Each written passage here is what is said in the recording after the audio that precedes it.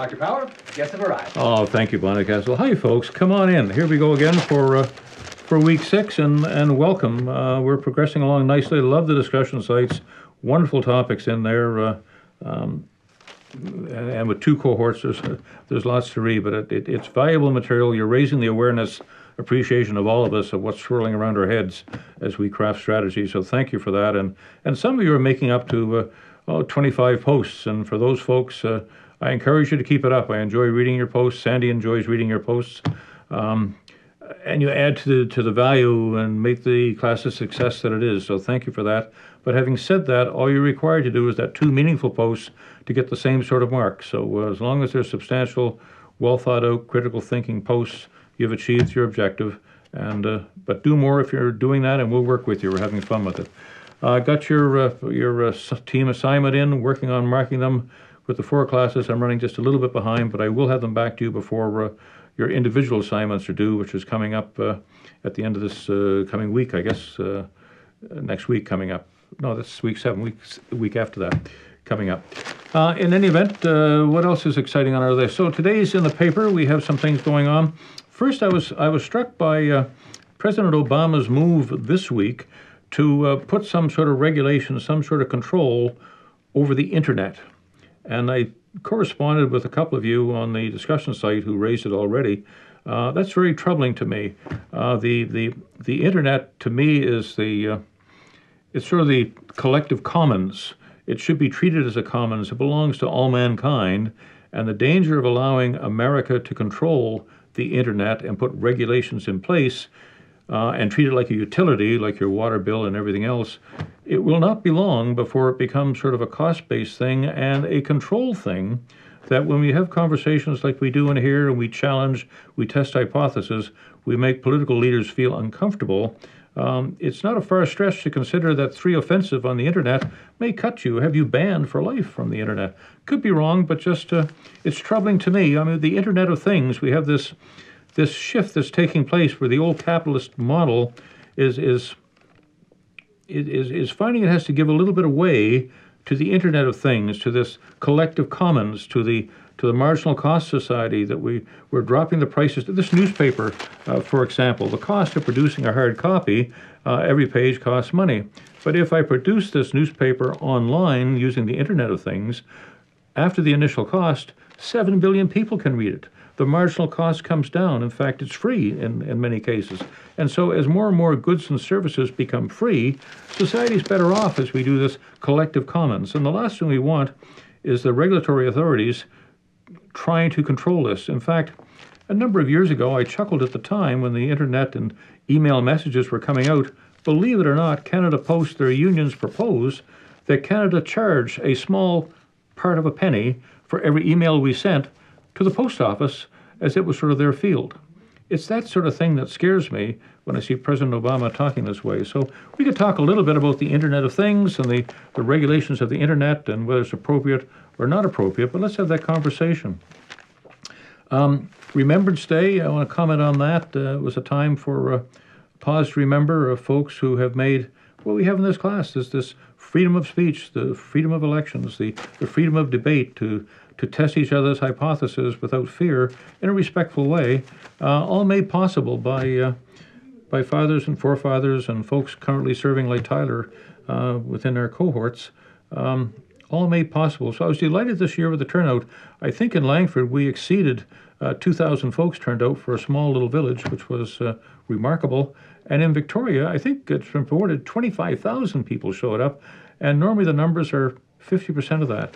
So it may well be what's going on in Ontario and our soldiers that have answered the call of government masters to send them off to Iraq. And it may be simple as that there's more reason to be thoughtful today about remembrance. So I just want to comment on that if I can. Ottawa's bottom line slides on oil. We've talked in past weeks about the provinces as the oil prices come down. Once again, Ottawa's had its calculations figured out on $98 a barrel. When this article was written, it was $80 a barrel, and then recently I've seen it $77 a barrel.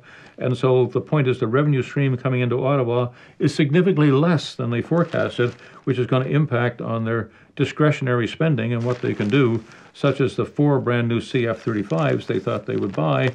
and put into motion in the Middle East, and a concern. U.S. and China wrapped up a climate deal about emissions. Good stuff. Glad to see it happening. These are the two biggest emitters in the world of carbon dioxide. They produce over 40% of the human resource problem of contaminating. China, in fact, many of its major cities are so smog, the health, etc. They really are paramount concerns. And so something has to be done, and these two folks have agreed to cut the emissions. China said we'll cut back on the number of coal-fired units, basically the number we're going to grow to. They haven't got there yet, but we'll go no higher than that level. And America's agreed to cut its emissions down by 2025 to some sort of number. But Canada has taken the position that we're going to try to be in lockstep with America, and that's going to be a severe challenge for Canada to meet those standards that President Obama has agreed to, tentatively agreed to, for Canadians to meet. And that's going to go straight to productivity, that if we put those costs in and other nations do not put those costs in, then the question becomes, with our productivity, will we be able to sell our widgets and our goods and services offshore if others are not putting similar cost inputs into their black box, into the outputs of their manufacturing process?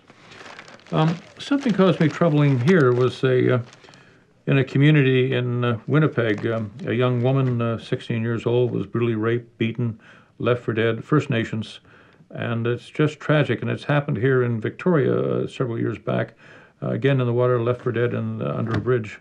And I don't know what it is that this mindset that people feel they can do this and get away with it.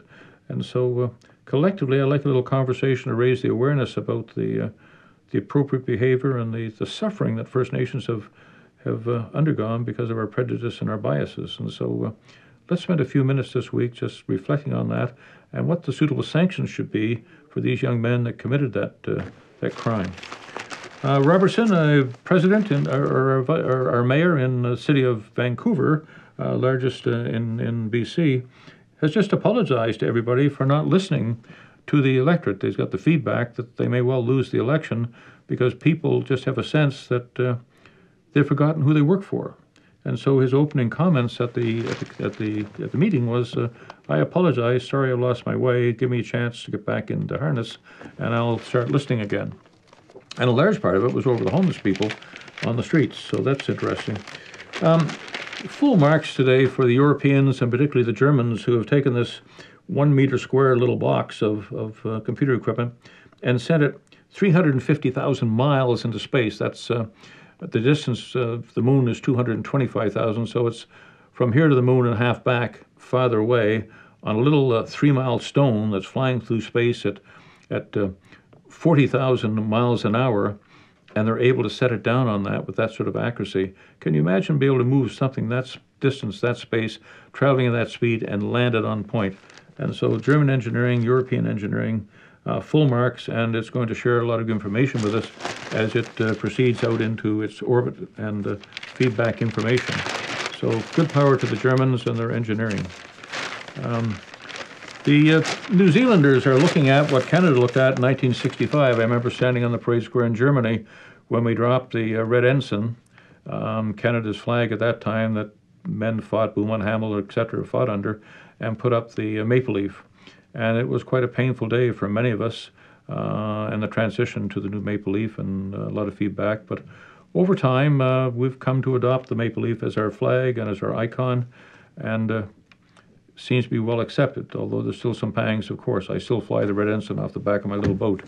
But anyway, the New Zealanders are now going through the same thing. They have the Union Jack in the upper left corner and the Southern Cross, those 4 stars in their blue background, and they're talking about dropping that and putting a sterling silver kiwi in the upper left corner as their new flag. And so they're having the same pushback, same issues we went through about 50 years ago, as they want to not drop the relationship, but just remove the red ensign from the flag. And I guess that comes as part of the transformational shift in immigration and migration, the mosaic, the vertical mosaic of Canada, the change from when it was, at one point, Canada was 39% Irish. Well, we're not 39% Irish any longer. And with those sort of changes comes a change in the icons, and we've talked already about Christmas coming up and the Christine, etc. Christine, all things to talk about. So let's this week talk about flags and icons and whether it makes sense or not. Well, the Ukraine's still heating up, and where do we start on that story? We have to watch it because it can flare up at any point. Somebody can misstep, and it can impact our businesses, our mortgage rates, and our budgets, etc. And certainly the 4 new CF-35s being put off in the Middle East is an expenditure that wasn't contemplated this year, and we're doing that. But it seems to me that initially we made some overtures, when I say we, the European Union, to have the Ukraine move closer towards and become part of the European Union. And that was very threatening to the Russians because of their oil and things down in the eastern Ukraine and their access to the Black Sea through the Crimea. And that stirred up the hornet's nest, that poked the bear. And as the Americans and others have come into the southern part through the stands, and as NATO and others start coming this way onto Russia, when they look up at all their borders, they don't have to go far to find American and UN forces on the doorstep. And so what we see happening, besides this push into the Ukraine with armor equipment, is an increasing tempo of the Russian planes and submarines moving off our coast, off Canada's north. And we saw a great article I released to you last week about the money and the effort they're spending to take a very high military presence in the Arctic. There's talk of bombers and planes flying in the Gulf of Mexico and off our coasts and into our testing up to our airspace and back. And so the tensions levels are increasing throughout the European Union area along the borders, and along North American borders. There's greater frequency of planes testing and doing practice runs coming in. And that calls for America and Canada's plane or two to get up in the air and be prepared to defend at some expense.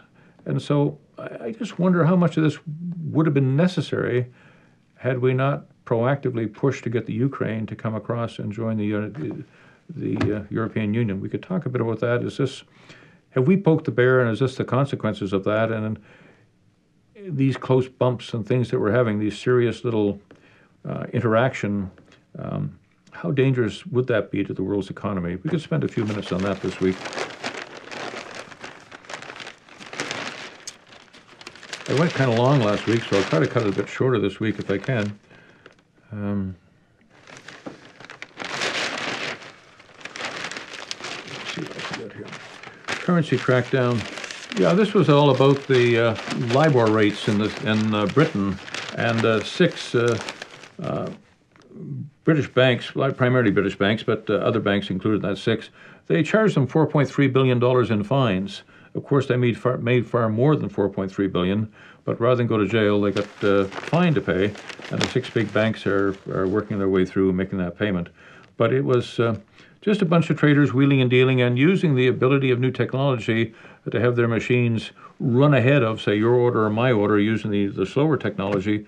They're able to take your order and jump ahead of you to get in front of the line, buy it at 0.5 cent or arbitrage pennies cheaper, and then flip it back to you. And as a result of that, they made money as they manipulated the LIBOR rate, interest rates, up and down in London. So it's worth looking at. What else is interesting here? There's a competition complaint against Keurig Coffee, those little cups you put in your machine and makes one nice individual cup of coffee. They own 90% of the market, and there's some question about their practices, whether it's fair competition as others try to break into that field. They kind of have a block, as I say, with 90% of the market. We could look at that, and as a strategy from a business point of view.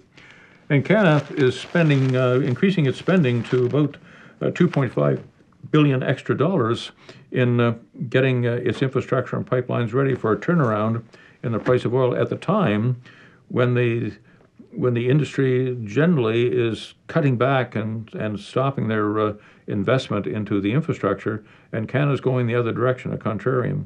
And so it'll be interesting to watch. If it succeeds, it could be a wonderful investment because it'll have first mover advantage in a lot of this.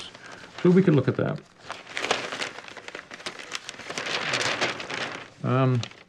Country's health is not measured by the GDP alone. And so if we looked at strictly the GDP for Canada and America, we might conclude that we're in great shape. But the reality is that may not be the case. It may go a little broader than just simply the heartbeat of a GDP, but there's other indicators. 900,000 Canadians right now are underemployed or in part-time jobs or out of employment. In the States, that number is 7 million Americans. And so it's not enough to say the GDP is higher, but the reality is the actual wage take-home in the last number of years for the middle class and for the lower class has been such that it's just minuscule, the increase that you've had or may not have had, while the rich, of course, have been getting a far greater share. And so the gap between the rich and the poor is growing. And when you get 900,000 working Canadians out of our small population, that's a significant number. And again, we talked last week about the tension that if we hit something like 28% unemployment, Arab Spring and the tension that people just won't take it if there's no future, no bright light at the end of the tunnel. And so let's talk a bit about the country's health, that GNP alone is not a sufficient indicator as to the well-being of Canada. China, they're saying, and here looks more like Greece before the crash. They're concerned that their GDP that's forecast to reach 6%. And with the People's Liberation Army, they need a GDP of about 8% to meet all their commitments and requirements. So it's troubling when their GDP starts to come down a little bit, when they overbuild, when they have these large shopping malls and construction projects built to drive up the spending and the GDP, but then once finished, all this infrastructure lies empty. That's a concern. And so there are bubbles being created over there, and analysts are looking at it with greater scrutiny and concerned again that certainly there'll be a landing and hopefully a soft landing, and as such won't cause a big splash, but it will certainly slow down our economy because we're just pushing for more trade arrangements with them. But a hard landing could have some serious repercussions and ramifications that we should be watching for. So watch China. YouTube's getting ready to launch a Much Music service. Makes them very large if they get into that business, and it's going to be a threat to those folks that currently provide, like Apple and that, Much Music services. So that's of interest. Loblaw is doing analytics with great success, and that's a growing field, by the way, for you folks out there, the study of analytics on YouTube. I looked the other day at some of the analytics, and we got a correlation almost of 100% that people don't just flick on to some of the videos, they actually sit and see them all the way through. Well, that's good data that wouldn't be available to me years ago, but analytics is very good for marketing, and Loblaw is exploiting that. But then that comes at a cost, your personal privacy, your civil liberties. And how do you feel about that, taking your data information, analyzing it and sharing it and marketing it to you? Do you feel some sort of threat? So let's talk a little bit about data mining. Is it a good or a bad thing? Pruning the rosebush. We've talked about the rosebush analogy, and soon I'll have it up on a YouTube video for you.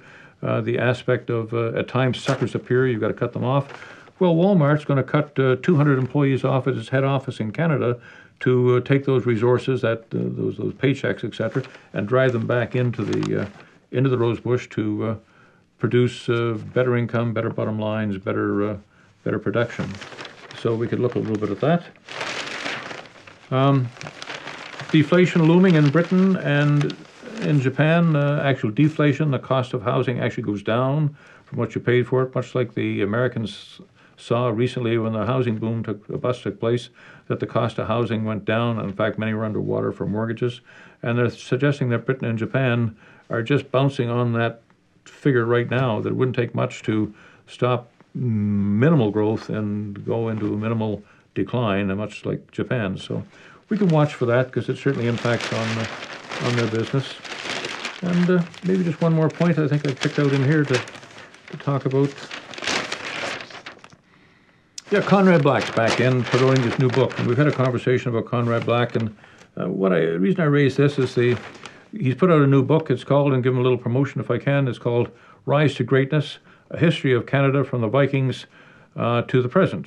And he's a consummate historian, reader, and I say in many ways you sense that I admire his knowledge and intellect and what he does.